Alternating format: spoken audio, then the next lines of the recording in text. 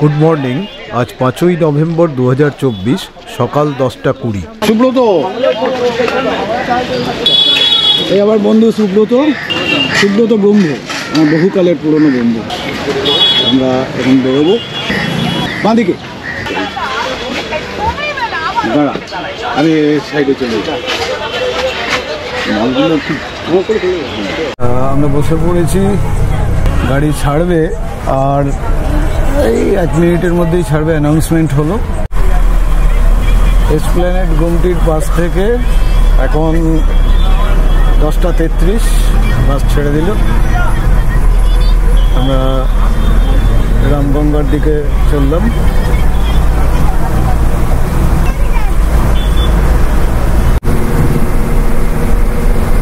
দেখতে দেখতে এখন 11টা 43, আমতলার কাছাকাছি চলে এসেছি।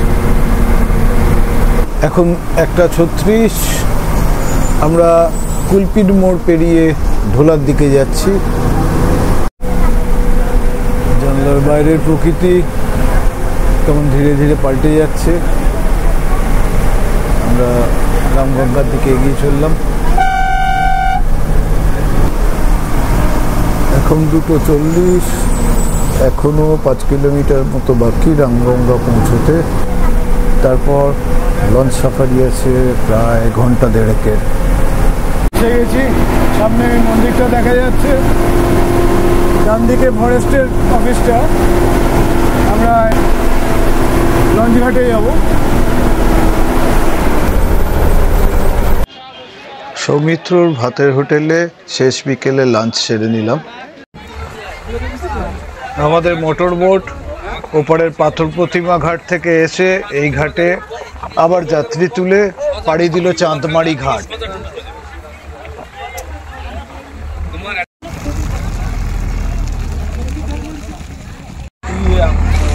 জলপথে কয়েক জায়গায় বোট থামলো, মানুষ ওঠানামা করলেন। এই ফাঁকে একটা ছোট্ট ইনফরমেশন দিয়ে দিই। আমরা এসপ্ল্যানেড থেকে ভূতল পরিবহনের বাসে চেপে রামগঙ্গা এসেছি। 112 কিলোমিটার মতো পথ, ভাড়া 87 টাকা। সময় লাগলো প্রায় 4 ঘন্টা। এরপর এলো এক দমকা হাওয়া, সাথে বৃষ্টি। বোট সার্ভিস বন্ধ ছিল প্রায় 1 ঘন্টা। দেখতে দেখতে সূর্য অস্তাচলে। এই ফেরিঘাটটার নাম কলিবঙ্গাল। ঠিক উল্টো দিকেই দেখুন দেখা যাচ্ছে আমাদের গন্তব্য চাঁদমারি ঘাট। উঠে পড়েছি ভ্যানোতে। চাঁদবাড়ি থেকে তটের বাজার, তারপর ইন্দ্রপুর, তারপর ইন্দ্রপুর থেকে শখের বাজার। যেতে যেতে অন্ধকার হয়ে যাবে। আজ খুব টায়ার্ড, কাল কথা হবে। Good morning from Gobardhanpur. এখন 6:15 হয়েছে। আমরা একটু চা খেয়ে তারপর বেরোবো। এসে গেছে টোটো। আমরা টোটো করে একটা জায়গায় যাব। এখন 6:45 বাজে। কোথায় যাচ্ছি আমরা? তোমার নামটা কি? এখন আমরা যাচ্ছি সমীরনের সাথে একটা আইল্যান্ড, এরা বলছে আইল্যান্ড। আমরা যেখানে আছি গোবর্ধনপুর শখের বাজার থেকে 7 কিলোমিটার হবে বলছে। এখন বাঁধের উপরে সিমেন্টের বাঁধানো রাস্তাটা দিয়ে চলেছি। সমুদ্র আমাদের ডান দিকে, ঝাউ গাছগুলোর ওপরে। টোটোর মাথার ওপর গাছের ডাল ঝাপটা মেরে যাচ্ছে। আমরা আইল্যান্ডে চলে এলাম। হ্যাঁ, কিছু না, এখানে সমুদ্রের উপর একটা চড়া তৈরি হয়েছে আর জলের ওপারে দেখা যাচ্ছে ওটা বোধহয় সুন্দরবনের ধনচি আইল্যান্ড। ওদিকে একটা খাড়ি মতন ঢুকেছে, ওই যে ট্রলার ঢুকছে ওপাশ দিয়ে। দেখা যাক এই ল্যান্ডমার্কটাতে একটু ঘুরবো।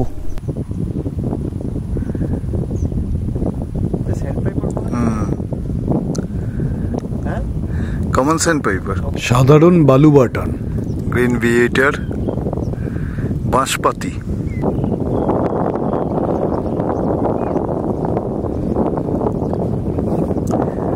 ভিয়েটার একটা শিকার ধরেছে, খাচ্ছে। চড়ার কাদায় বা মাঠ ফ্ল্যাটে প্যাসিফিক গোল্ডেন প্লোভার বা মিঠুয়া, সোনাবাটান, খাবার খুঁজে বেড়াচ্ছে। পুরোপুরি ওভারকাস্ট এই আকাশ, কাল থেকে মেঘ আমাদের পিছু ছাড়ছে না। ভাটার চড়ায় একটা খালের মতন জায়গা তৈরি হয়েছে, সেখানে গ্রেটিগ্রেড বা বড় বক মাছ শিকার করছে। ছোট্ট পরিযায়ী পাখি লেসার স্যান্ড প্লোভার বা ছোট বালুবাটান সৈকতের বালির ওপর থেকে খুঁটে খুঁটে খাবার সংগ্রহে ব্যস্ত। এবারে দেখুন পরিযায়ী পাখি টেরেক সাইড পাইপার বা কুশিয়া বালুবাটান। এর ঠোঁটটা লক্ষ্য করুন, বেশ বড় আর উপরের দিকে বাঁকা। এই দৌড় দিল, একটা ছোট কাঁকড়া ধরে চটপট সাবার। এ হলো পরিযায়ী কমন রেড স্যাঙ্ক বা লাল পা পিও। একটু পালক পরিষ্কার আর বিশ্রাম নিয়েই আবার দে দৌড়। ভাটার সময়টাই হলো এদের খাওয়ার সময়, তাই এত তাড়াহুড়ো।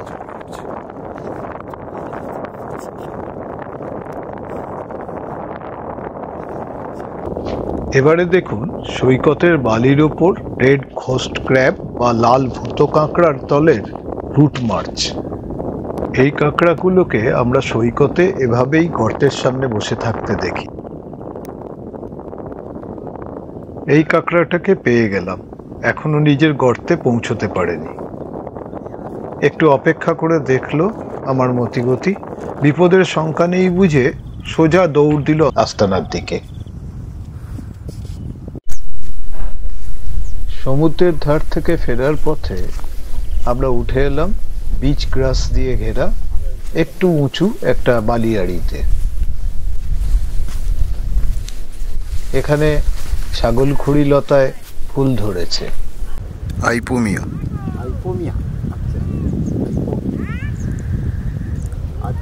আইপোমিয়া গ্রুপ, এটা একে বলে গোটস ফুড গ্লোরি।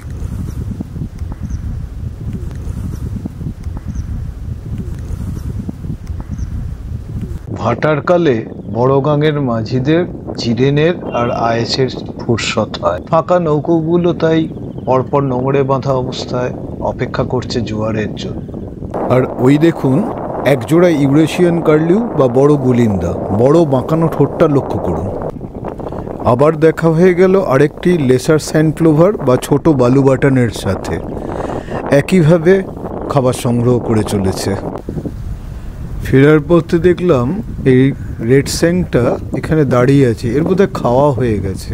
আমাদের দেখে একটু ভয় পেয়ে তাড়াতাড়ি সরে গেল। এই চড়াটা সামনে পড়েছে, এই চড়াটা দেখতেই সবাই আসে। আমরা ওই ভেতর থেকে এক পাক ঘুরে এলাম, বেশ কিছু পাখি দেখা হলো। এবার আমরা ফিরে যাব। এই ওপরে আমাদের টোটো অপেক্ষা করছে, সমীরন। এই হচ্ছে মাইতি গেস্ট হাউস। আর এই মাইতি গেস্ট হাউসের ওপর তলায় এই বাঁদিকের রুমটা এখনো আছে। এখানে সামনের রাস্তাটা দুভাগে ভাগ হয়েছে, সোজা রাস্তাটা চলে গেছে সমুদ্রের দিকে। আমরা বাঁদিকের রাস্তাটা ধরে একটু বিচে যাব। আমরা পূর্ব দিকের বিচটাতে চলে এলাম। এখানে আমরা পেয়ে গেলাম শুভজিৎকে, ও আমাদের সাথে পাখি দেখতে যেতে চাইল। আমরা বিচ ধরে হাঁটা দিলাম উত্তর দিকে, মানে সকালের আইলা আইল্যান্ডের দিকে। স্পটেড ডাব, তিলে ঘুঘু, ইয়েলো ওয়াকটেল, হলুদ খঞ্জন, দেখুন পরিযায়ী পাখি রাডি টার্নস্টোন, লাল বাটান বা পাথর ঘুরানি বাটান। খাবার সংগ্রহের পদ্ধতিটা লক্ষ্য করুন। এবার ওর সাথে যোগ দিল খান ছয়েক টেরেক স্যান্ড পাইপার, এই বাঁকানো ঠোঁট, আর দুটো লেসার স্যান্ড প্লোভার। এই তো দুটো রাডি টাংস্টোন,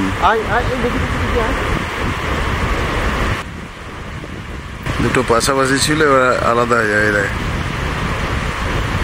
তিনটে, আর একটা এলো। এখন নভেম্বরের শুরু, পরিযায়ী পাখিদের ভ্রমণ শুরু হয়ে গিয়েছে, কারণ কয়েকশো থেকে কয়েক হাজার কিলোমিটার দূরে থাকা এদের বাসস্থানগুলিতে বরফ পড়া শুরু হয়ে গিয়েছে। আর তার সাথে সাথে শুরু হয়ে গেছে খাবারের অভাব।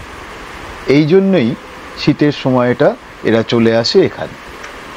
একটা ইনফরমেশন আছে, গোবর্ধনপুর শখের বাজার থেকে এই বিচটার দূরত্ব প্রায় 1.5 কিলোমিটার। এবারে দেখুন পরিযায়ী পাখি কার্লিউ স্যান্ডপাইপার বা গুলিন্দা বাটান। আপনারা কার্লিউ আগে দেখেছেন আইলা আইল্যান্ডে, বাঁকানো ঠোঁট বিরাট। এদের ঠোঁটগুলো এরকম একইভাবে বাঁকানো বলে এদের কার্লিউ স্যান্ডপাইপার বলা হয়। আজ যে পাখিগুলোকে বড় করে দেখাতে পারলাম তাদের মধ্যে বাঁশপাতি, বড় বক আর তিলে ঘুঘু ছাড়া বাকি সব পরিযায়ী পাখি। এই দেখুন কমন গ্রিন স্যাঙ্ক, সবুজ পা পিও। সমুদ্রের ধারে বা চড়ার উপর যে পাখিগুলোকে চড়তে দেখলেন সেগুলোকে বলা হয় কাদা খোঁচা বা ওয়েডার্স। এরা এভাবেই খাওয়া সারে, পেট ভরে গেলে একসাথে বসে থাকে, আবার ঝাঁকে উড়ে যায়, খাওয়া শুরু করে।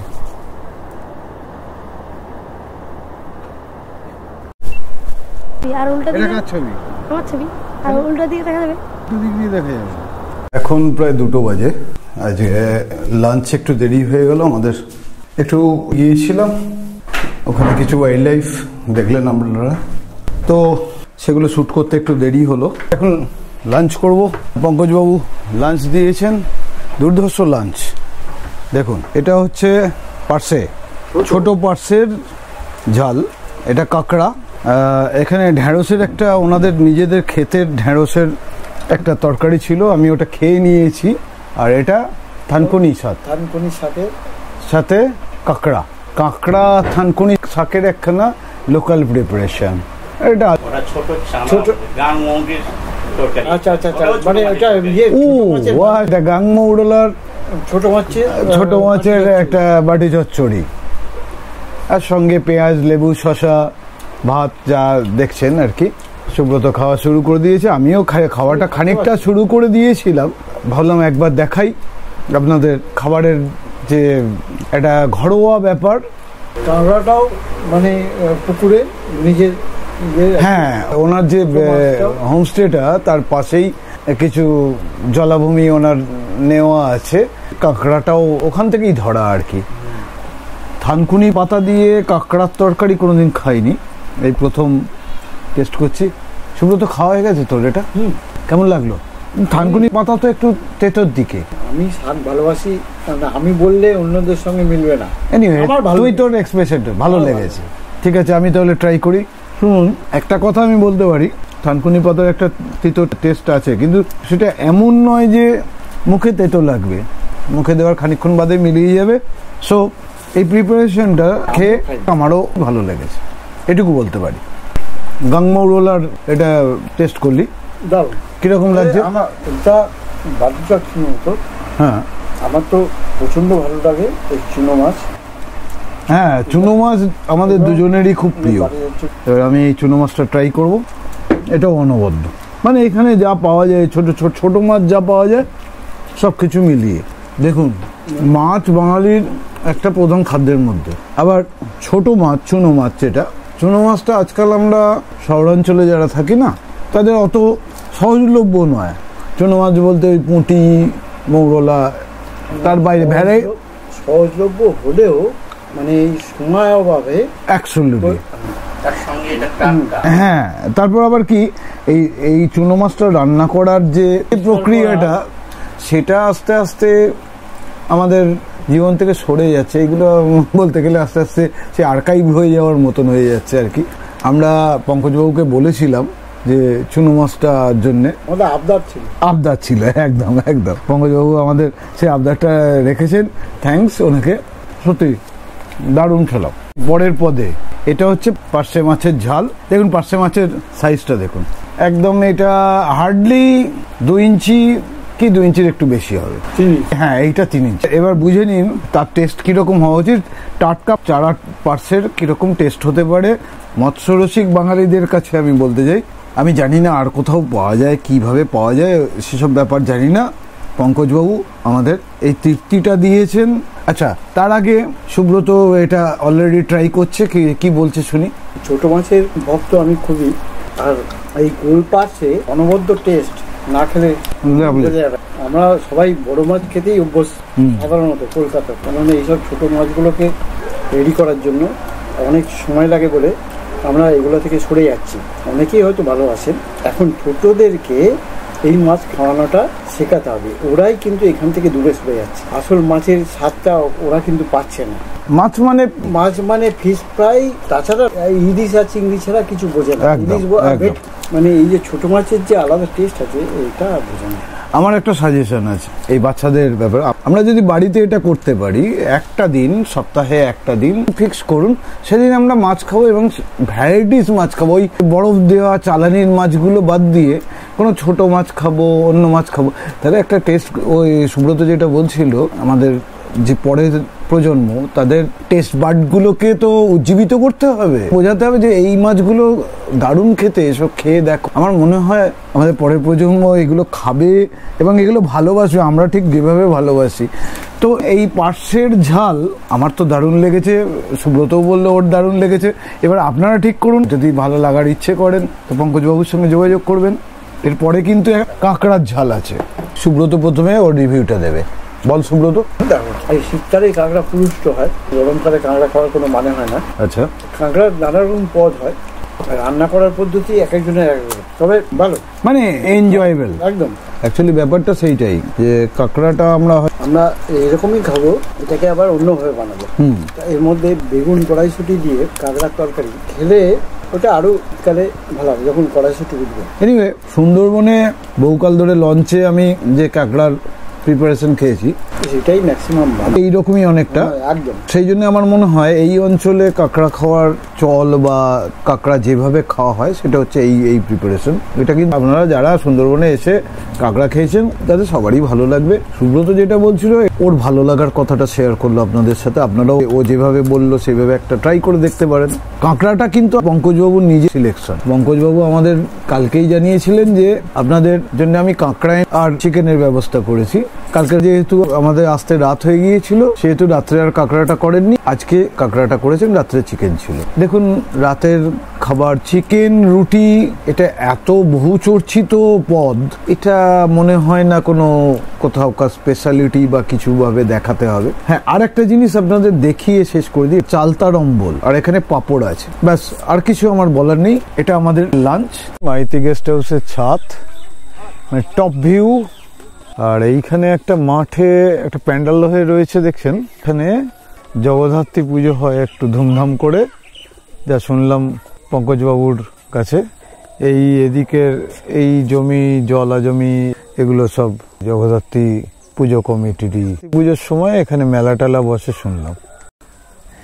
একদম ছাতের ওপর থেকে এই দিকটা বিচ আছে একটা, আমরা সকালে যেটাতে গিয়েছিলাম, শুভজিৎ আমাদের সাথে ছিল, গ্রামেরই ছেলে।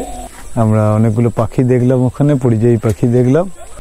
আমরা এবার এই রাস্তা ধরে বাঁদিকে গিয়েছিলাম, এই সামনের রাস্তাটা বাঁদিকে ঢুকেছে, বাঁদিকে গিয়েছে, ডান দিকেও একটা রাস্তা গেছে। এই ডান দিকের রাস্তাটা ধরে আমরা একটু এগোবো। ওদিকে একটা মোহনায় গিয়েছিলাম আমি আগে যখন এসছিলাম, চেষ্টা করব সেই জায়গাটা খুঁজে বার করার, যদি পাই। এ দেখুন কি লেখা আছে, বুড়াবুড়ির তট সুস্বাস্থ্য কেন্দ্র, পাথর প্রতিমা ব্লক, ডায়মন্ড হারবার স্বাস্থ্য জেলা, হেলথ অ্যান্ড ওয়েলনেস সেন্টার। বাচ্চারা এখানে খেলাধুলো করছে, স্বাস্থ্য ভালো সবার, এটুকু বলতে পারি। এটা ছিল না, এটা মাছ ধরার ট্রলার সব সারাই হচ্ছে, তৈরি হচ্ছে। সামনে একটা ছোট খাল আছে, ওই খাল দিয়ে গাঙের দিকে চলে যাবে। তিনখানা ট্রলার, বড় ট্রলার রয়েছে এখানে। এখানে একটা সেট করে রাখা আছে। গোবর্ধনপুর জেএফএমসি দ্বারা কংক্রিটের ছাতা নির্মাণ, হঞ্চিবিট, রামগঙ্গা রেঞ্জ, দক্ষিণ 24 পরগনা, বন বিভাগ, 2019-20 সাল। ডান দিকে মোহনা যাওয়ার একটা বিচ থাকার কথা, সেদিকেই যাচ্ছি। শুনলাম বিচটা নাকি নষ্ট হয়ে গেছে, দেখবো যতটা যাওয়া যায়, অ্যাপ্রোচ করার চেষ্টা করব।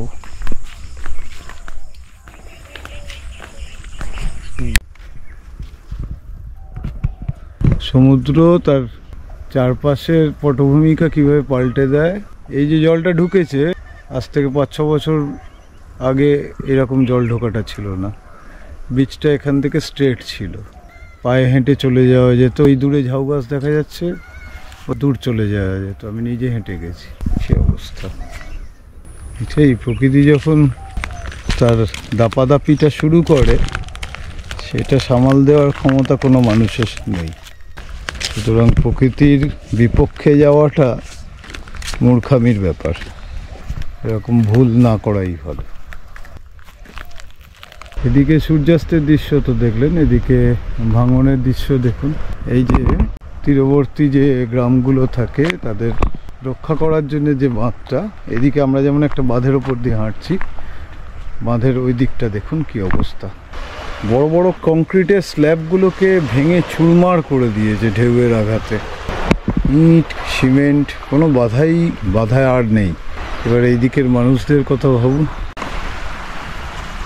তো এই সূর্যাস্তটুকু থাক, নতুন ভোর আসুক, নতুনভাবে সব তৈরি হোক, প্রকৃতি ভালো থাকুক, মানুষ ভালো থাকুক, সব কিছু মিলিয়ে একটা শুভকামনা দিয়ে এখানে শেষ করি। শখের বাজার চৌমাথা থেকে যে রাস্তাটা সোজা গেছে, সেটা আজকে একটু ট্রাই করছি। গাছগাছালি, একদম গ্রাম্য পরিবেশ। এখন সকাল 7টা, হাতে কিছুটা সময় আছে, কারণ 10:30টার সময় আমাদের লঞ্চ। আমরা এই 9টা নাগাদ বেরোবো। হাঁটতে হাঁটতে এসে দাঁড়ালাম পশ্চিমবঙ্গ তথা ভারতবর্ষের শেষতম বিন্দু, এরপর বঙ্গোপসাগর। সামনে কোনো দ্বীপও দেখছি না, দু একটা মাছ ধরার ট্রলার ছাড়া কিছু চোখেও পড়ছে না। কালকে যেখান থেকে ভাঙা বাঁধ দেখিয়েছিলাম, বললাম বাঁ দিকটা একদম ভেঙে গেছে, এটা সেই দিকটা। ওই দূরে ওই যে একটা উঁচু বাঁধের মতন দেখা যাচ্ছে, ওইখানেই আমরা দাঁড়িয়ে শেষ বিকেলে ছবিটা তুলেছিলাম। ফেরার পথে দেখে নিলাম সুন্দরবন রামকৃষ্ণ সেবাশ্রম সংঘের বাড়িটি। এখানেও থাকা খাওয়ার ব্যবস্থা আছে, যোগাযোগের দিশা পাবেন ডেসক্রিপশন বক্সে। এবার মাইতি গেস্ট হাউসের রুম ট্যুরটা দিয়ে দিই। সিঁড়ি দিয়ে দোতলায় উঠে প্রথমেই একটা বাথরুম, এটা রুম নাম্বার 3 আর 4-এর কমন বাথরুম। সামনেই রুম নাম্বার 3 আর তার পাশেই 4। রুম নাম্বার 3টা এই রকমই। মাইতি গেস্ট হাউসে থাকা খাওয়ার খরচ জনপ্রতি 600 টাকা প্রতিদিন। ঘর থেকে বেরিয়েই লম্বা বারান্দা, এই রুম নাম্বার 4। একই রকম 3-এর মতো। বারান্দার উল্টো দিকে একটা বেসিন আর খাবার জলের ব্যবস্থা। এটা 3 তলার ছাদে যাওয়ার সিঁড়ি। এবার 5 নম্বর আমাদের রুম। সুব্রত লাগেজ রেডি করছে। এটা আর আমাদের উল্টো দিকের 6 নম্বর রুমটা একই রকম, অ্যাটাচ বাথ, ছোট কিন্তু পরিষ্কার। গোবর্ধনপুর শখের বাজার থেকে একটা টোটো রিজার্ভ করে একটু আগেই পৌঁছে গেছি চাঁদবাড়ি ঘাটে।